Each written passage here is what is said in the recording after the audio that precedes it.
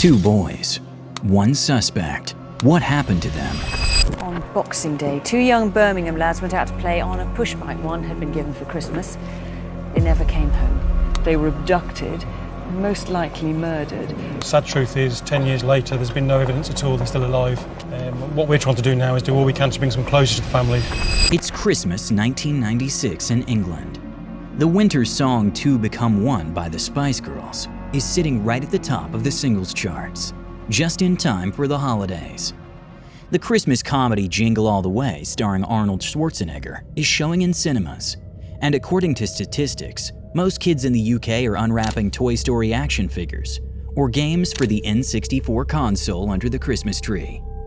But for Patrick Warren, known as Paddy, a very different gift is waiting on Christmas morning. A brand new bright red bicycle. Paddy can hardly wait to try out his bike and explore his hometown.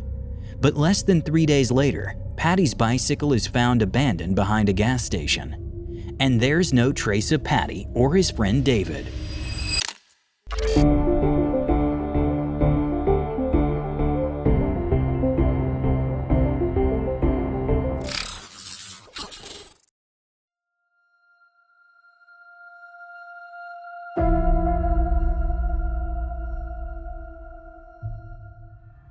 Patrick Warren grows up in the 1990s in Chelmsley Wood, a small town right near Birmingham and close to the airport.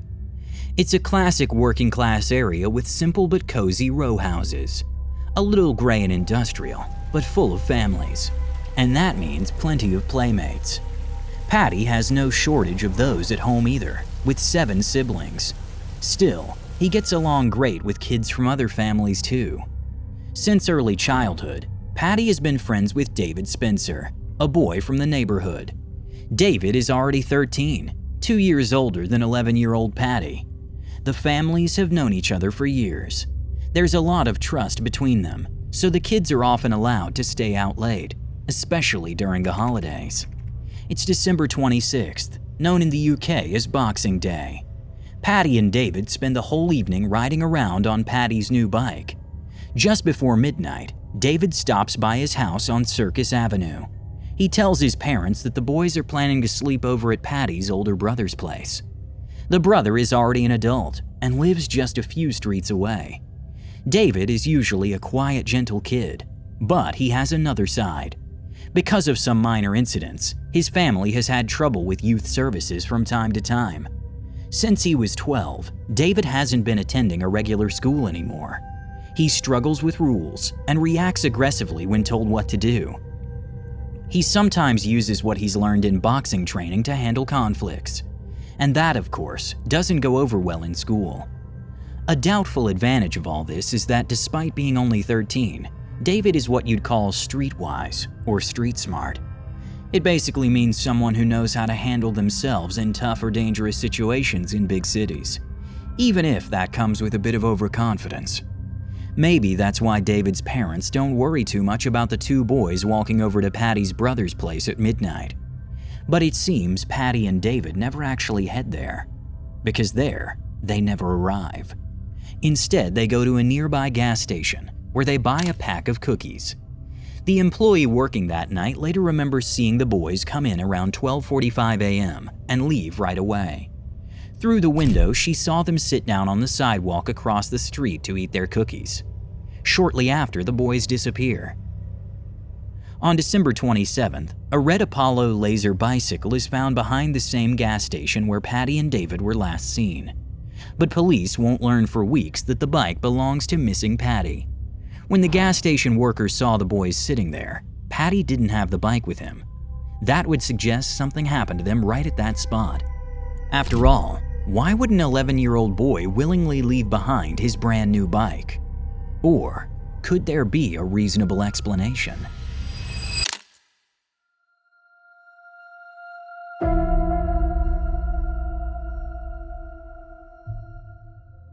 I don't know about you, but for me, everything about this situation sets off alarm bells. Two young kids disappear in the middle of the night in an urban area, and the brand new bike of one of the boys is left exactly where they were last seen. But strangely, the police don't seem too alarmed. Yes, they offer a £500 reward for any tips, but in the media, they also say they don't believe a crime has taken place. Instead, they suggest the boys may have run away to stay with friends, or gone off on some kind of adventure. In 2021, the gas station employee is interviewed for a documentary and says that at the time, no one even looked at the station's surveillance footage. In April 1997, the supermarket chain Iceland launches a campaign. The faces and short info texts about Patty and David are printed on the store brand milk cartons to make the case more visible. This brings some media attention and makes the boys become locally known as milk carton kids. But despite the campaign and over 700 stores distributing the milk cartons, no useful tips come in. There's likely a sad reason for that. Patty and David come from working-class families, living near the poverty line. Sociologists from the University of Birmingham later study the media coverage of the case. They note that the local news often painted the 11 and 13-year-old boys in a negative light, describing them as poor students, chain smokers, or troublemakers. Because of this portrayal, the sociologists argue, the public, and even police, saw them more as runaways than victims. Their social background meant their disappearance wasn't taken seriously right away, and valuable time was lost. Just a few days after Patty and David go missing, another teenager disappears near Chelmsley Wood. 17-year-old Nicola Dixon, who comes from a well-off family. She is later found abused and murdered in a wooded area. Although the case happens around the same time, and in the same geographic area, it's mainly the disappearance of Nicola Dixon that gets media attention. Now, don't get me wrong, Nicola's case absolutely deserves that attention. But so does the disappearance of Patty and David. Their case, however, becomes a cold case. It's not until 10 years later, in 2006, that a new investigative team picks up the work again. Based on the original circumstances, they now assume this is a double murder, just without the bodies. In the decades since the two friends vanished, a lot has changed in terms of investigation methods. For example, there's now a national offender registry that the police can use. They identify individuals who were living in the area at the time and begin questioning them, allowing at least a few potential suspects to be ruled out. Back in 1997, right after the boys disappeared, there had been some search efforts. Nothing extensive, but something. The homes of the Warren and Spencer families were examined forensically, but no evidence was found. Nearby fields, a lake, and some abandoned mine shafts were also searched. Again, no results. So even though 10 years have passed, the police in 2006 are in many ways still at square one. But for the first time, they get something they've never had before. They have a suspect.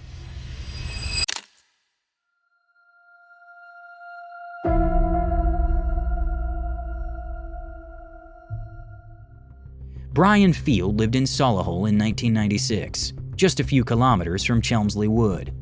At the time, not only did he have a large van, basically the perfect vehicle for a kidnapping, he also had a deeply disturbing criminal record. In total, Field had been convicted 6 times for sexual offenses against underage boys. Among those crimes were the rape and murder of a 14-year-old boy named Roy Tuttle, and the abduction of 2 other boys. Yes, you heard that right. Brian Field wasn't just a convicted sex offender and murderer. In the 1980s, he also kidnapped 2 boys at once.